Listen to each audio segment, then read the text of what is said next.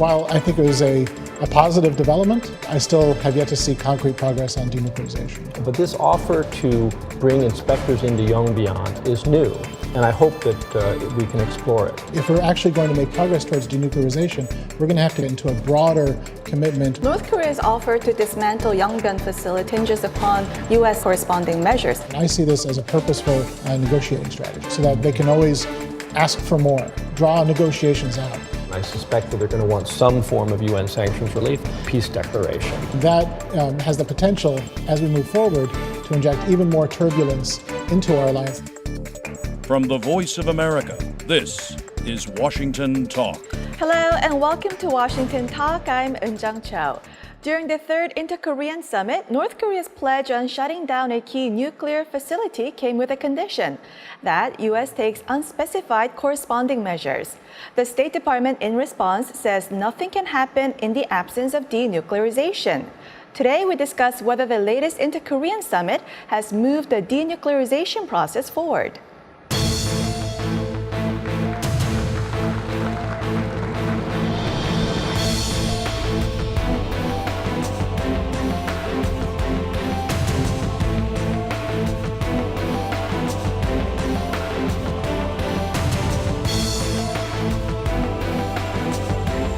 Making tremendous progress with respect to North Korea.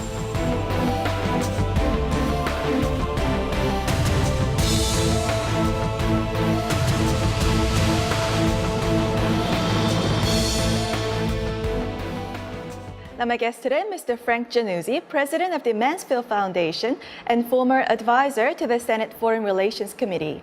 Also joining us today, Mr. Abraham Denmark, director of the Asia program at the Wilson Center. Mr. Denmark served as Deputy Assistant Secretary of Defense for East Asia. Welcome to the program. Good morning. Thanks for having me. Now, were there concrete progress on denuclearization in the third round of Inter-Korean Summit? And Chairman Kim also publicly reaffirmed his willingness to denuclearize, but didn't he already reaffirm many times before? Yeah, there's statements about commitment towards denuclearization, but I have still yet to see any concrete signals that North Korea is genuinely interested in denuclearization. The clear but fairly vague requirement that the U.S. also take steps towards even making progress on denuclearization, to me, sends a signal that North Korea still sees this as part of a bargain, that they're not, at least at this point, willing to go as far as the United States would want them to go, as far as the international community wanted them to go. I still have yet to see concrete progress on denuclearization. I had a slightly more optimistic take on it than Abe. I mean, I feel like this is the first time the North Koreans have really opened the door to U.S. inspectors sort of concretely talking about getting U.S. inspectors and monitors into their nuclear facilities. So we're beginning to see the outline of a roadmap of what the denuclearization process might look like. I mean, granted that for now the North Koreans haven't really done anything that would irreversibly set back their nuclear program. They're still producing fissile material, they're still producing plutonium. But this offer to bring inspectors into Yongbyon and suspend operations there under safeguards, under monitoring, is new. And I hope that we can explore it. Well, my question there is inspectors are invited to observe but not to monitor or verify, so that could be some kind of difference there. But also North Korea has started dismantling the Dongchangri missile facility already since July. Mm-hmm. So is North Korea just giving away some limited benefits and just try to create an appearance of progress? Well, I'd be interested in Abe's take on it because he knows the military side of it better than I do. But I think that the steps so far, including on missiles, are very modest and have not really significantly affected North Korea's actual nuclear missile capabilities. But having said that, would we rather have the North Koreans building new facilities or dismantling old ones? I'd rather have them curtailing activities than starting new ones. So again, I think that we should not discount these steps by North Korea as somehow meaningless. I agree with Frank that we shouldn't discount them, but we also shouldn't overestimate them. That these modest shutdowns that the North Koreans have announced, they do not affect North Korea's ability to produce these missiles or to produce those weapons. And there's no statement about North Korea's existing stockpile of ballistic missiles, of nuclear capabilities. And they're also very specific, very singular facilities that if we're actually going to make progress towards denuclearization, we're going to have to get far beyond individual facilities and get into a broader commitment with broader access to international inspectors about the entire enterprise, both on the nuclear enterprise and the missile enterprise. Also, the United States wants the declaration list early on in the process to establish a verification regime. But it seems it's very evident in the Pyongyang declaration that North Korea keeps on avoiding giving this declaration list and just jumps directly to unilateral dismantlement. So what are the pitfalls in accepting this North Korean approach of unilateral dismantlement? Well, the reason the United States, in my understanding, has wanted this declaration was to know what we're talking about. That we need a baseline before we begin the denuclearization process of knowing where their facilities are, where their weapons are, where the inspectors need to go, and then what kind of capabilities need to be shut down. That if North Korea says they have X number of weapons, then that means that further along in the process we need to verify the dismantlement of X number of weapons. But from the North Korean point of view, their concern, as I understand it, is that providing such a declaration would be providing in part a targeting list for the United States. And they say, how could we trust you with that information until we have a less hostile, more friendly relationship? So there's a fundamental disagreement between the two sides about how we move forward. Yeah, that's right. The North views transparency as their enemy. There might be a middle ground open to the parties, however, which is to focus first on those facilities and capabilities that pose the greatest threat to the U.S. and South Korea, fissile material production, missile production, and then to move toward this complete inventory of the North's nuclear and missile facilities prior to full sanctions relief and full normalization. So there might be a staging that we could do, starting with the high priority items, even without the inventory, and then proceeding to tell the North Koreans, if you want further progress, you have to produce this complete declaration.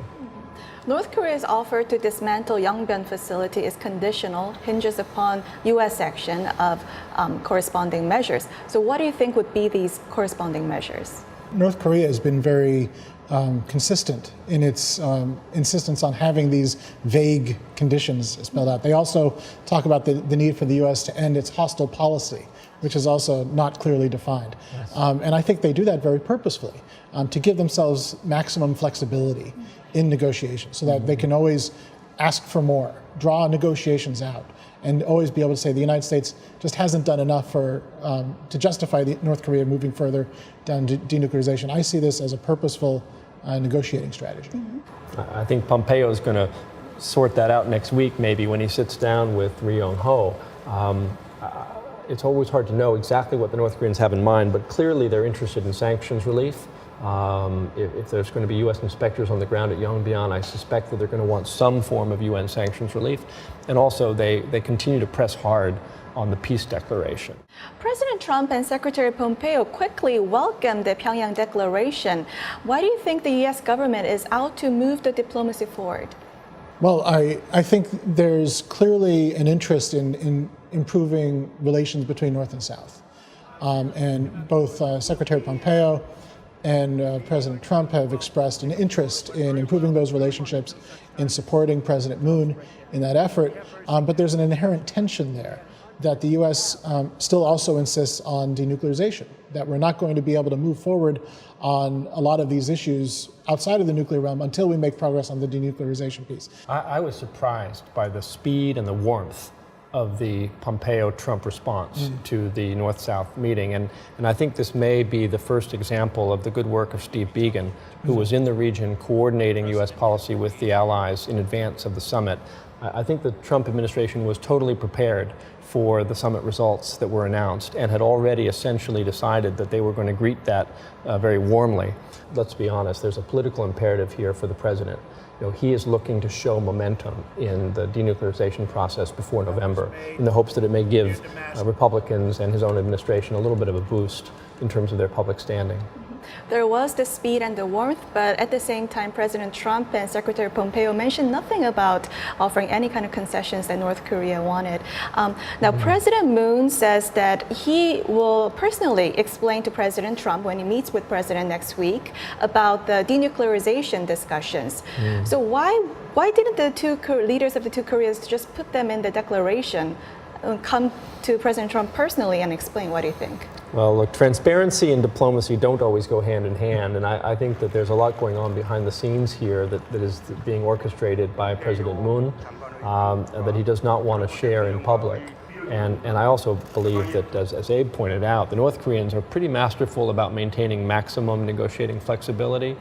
They're also not going to want to spell out precisely what they're offering in terms of denuclearization steps.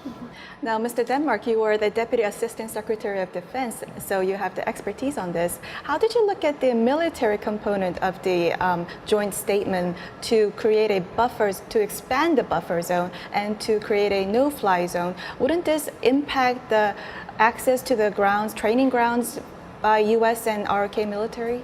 I'd have to look at some of the specifics of what a no-fly zone would look like. But in a more of a military sense, I am very supportive of efforts to reduce tension on the DMZ, to reduce the potential for crisis or conflict on the conventional level between North and South Korea. But I do have, the one concern I had about the declaration is the idea of a no-fly zone. Mostly that seemed a fairly one-sided concession in that the North Korean Air Force is not very active, as far as I know, and not terribly capable, at least compared to the U.S.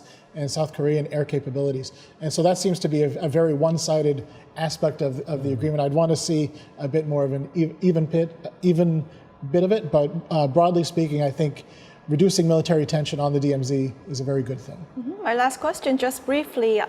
So the latest Inter-Korean summit was all over the media, and Chairman Kim will also visit Seoul, and that will also be all over the media. Doesn't this entice people to believe that there are some kind of progress when there's no progress on denuclearization? Well, appearances can mask reality, but they can also reveal something about the dynamic that is genuine.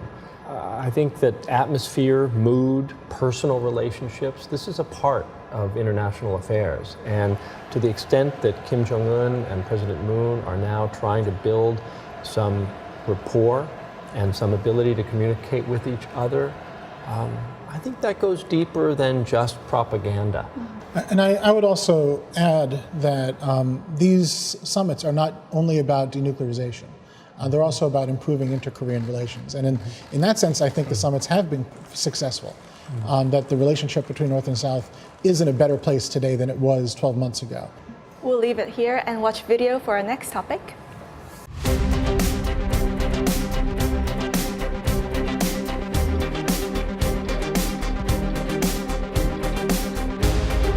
That meeting will give the Secretary a chance to update the Security Council on our efforts toward the final, fully verified denuclearization of North Korea, as well as underscore the need for all member states to enforce existing sanctions. Why, after voting for sanctions, is Russia now backing away from them? It's because Russia has been cheating.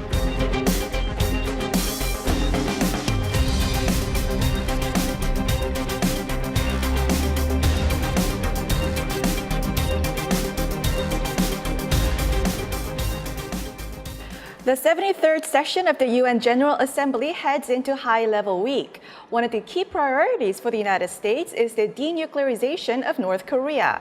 Secretary Pompeo will preside over a UN Security Council ministerial meeting on North Korea sanctions, and the Secretary also invited to meet with North Korean Foreign Minister Ri Yong-ho.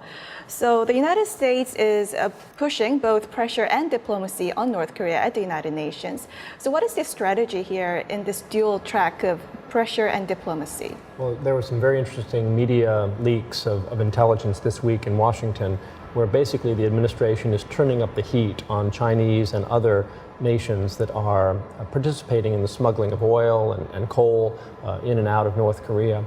So it's pretty clear that the administration is frustrated by the failure of China in particular, but also Russia and other countries to strictly adhere to the UN sanctions regime.